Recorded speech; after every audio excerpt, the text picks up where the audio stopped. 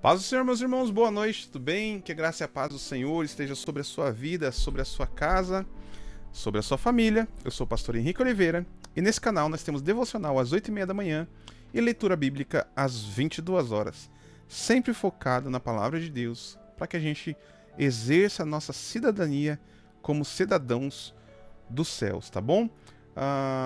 Se você é novo por aqui, se inscreva, curta, comente e compartilha as nossas lives, né, o nosso devocional, a nossa leitura bíblica, para que a gente alcance o maior número de pessoas, tá bom? Nós hoje vamos iniciar o livro de Tiago.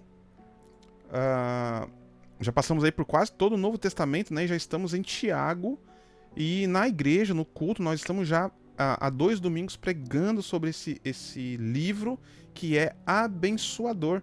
E deu tudo certo para que a gente chegasse nesse ponto aqui e pudesse ler também com os irmãos o livro de Tiago. Vamos lá? Tiago capítulo 1 diz assim: Tiago, servo de Deus e do Senhor Jesus Cristo, às 12 tribos dispersas entre as nações, as saudações. Meus irmãos, considerem motivo de grande alegria o fato de passarem por diversas provações. Assim, vocês saberão que a prova da sua fé produz perseverança. No entanto, a perseverança deve ter ação completa, a fim de que vocês sejam perfeitos e íntegros, sem que lhes falte coisa alguma.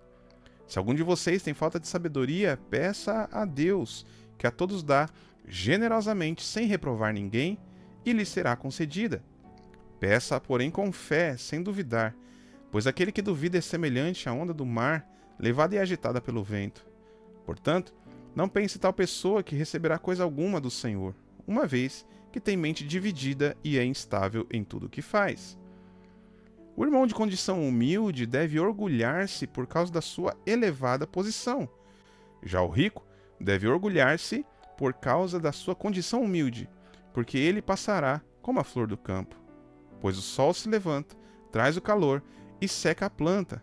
Cai, então, a sua flor e a sua beleza é destruída.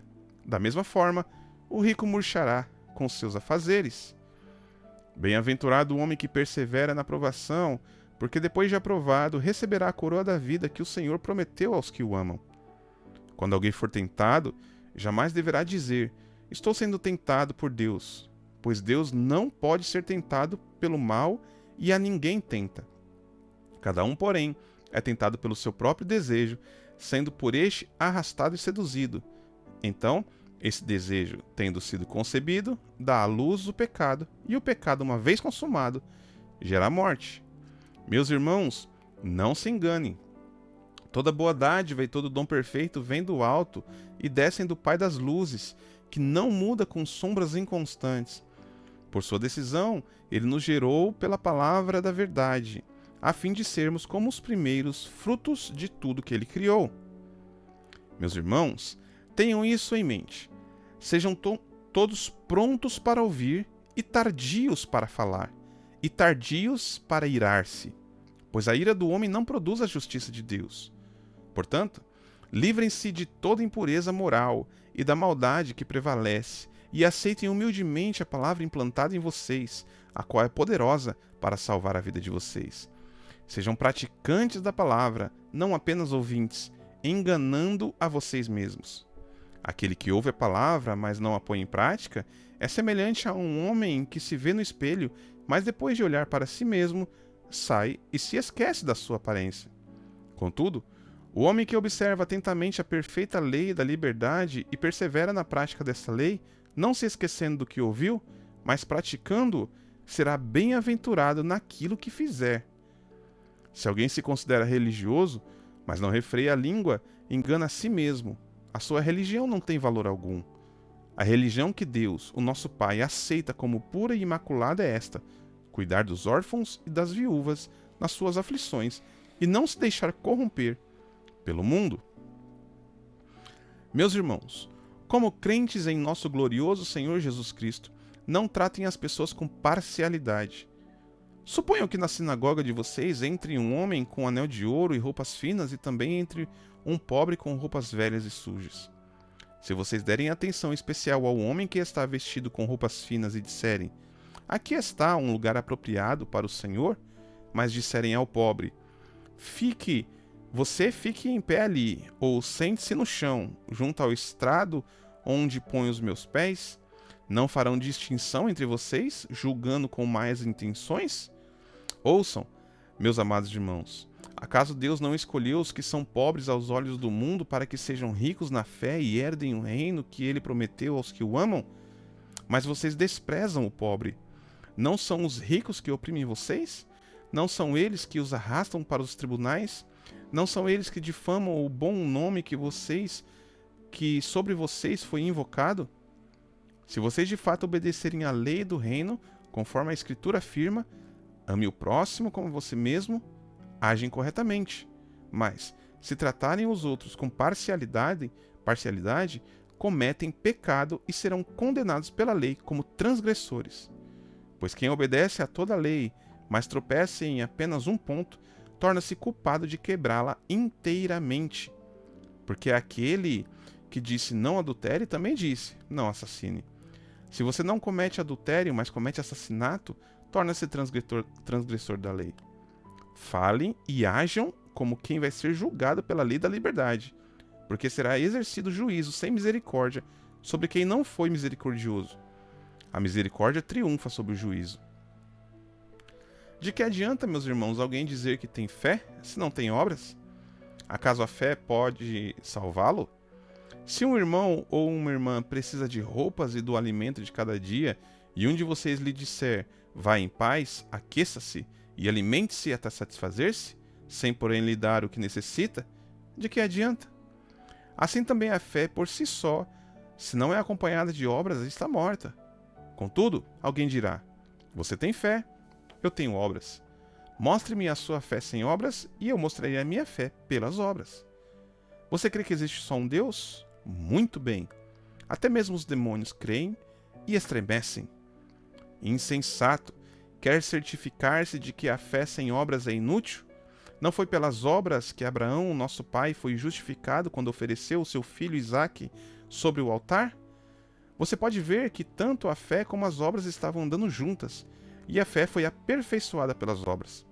Cumpriu-se a escritura que diz: Abraão creu em Deus e isso lhe foi atribuído como justiça, e ele foi chamado amigo de Deus. Vejam que uma pessoa é justificada pelas obras, não apenas pela fé. Caso semelhante é o de Raabe, a prostituta. Não foi ela justificada pelas obras quando acolheu os espias e os fez sair por outro caminho?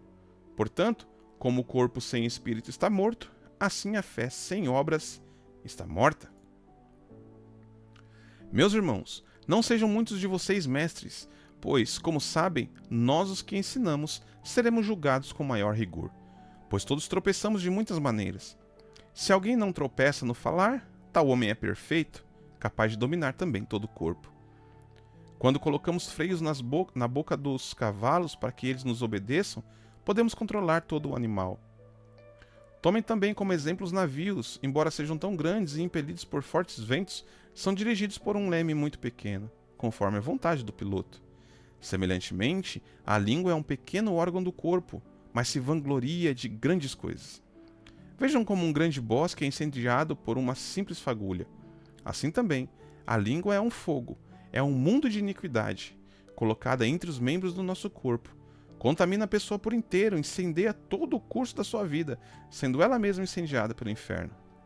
A espécie humana doma e tem domado toda espécie de animais, aves, répteis e criaturas do mar, mas ninguém consegue domar a língua. É um mal incontrolável, cheio de veneno mortífero. Com a língua bendizemos ao Senhor e Pai. E com ela amaldiçoamos os homens, feitos à semelhança de Deus. Da mesma boca procedem bênção e maldição. Meus irmãos, isso não está certo. Acaso podem brotar da mesma fonte água doce e água amarga? Meus irmãos, pode uma figueira produzir azeitonas ou uma videira figos? Da mesma forma, uma fonte de água salgada não pode produzir água doce. Quem é sábio e tem entendimento entre vocês, que o demonstre pelo seu bom procedimento e por meio de obras praticadas com a humildade, que provém da sabedoria.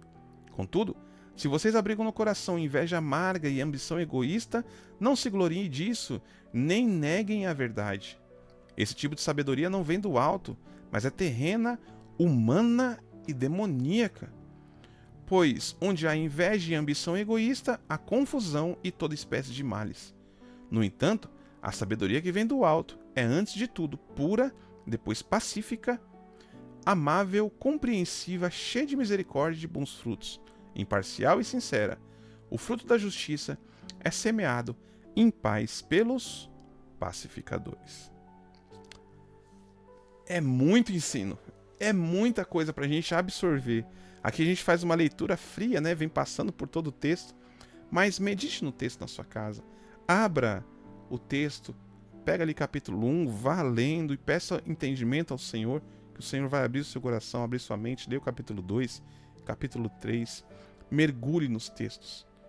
Mergulhe no texto bíblico, que Deus vai abrir o seu entendimento, tá bom? Deus te abençoe, tenha uma ótima noite, e se Deus assim permitir, amanhã às 8h30 da manhã, estaremos em mais um devocional, para a glória do Senhor. Deus abençoe, uma boa noite a todos vocês.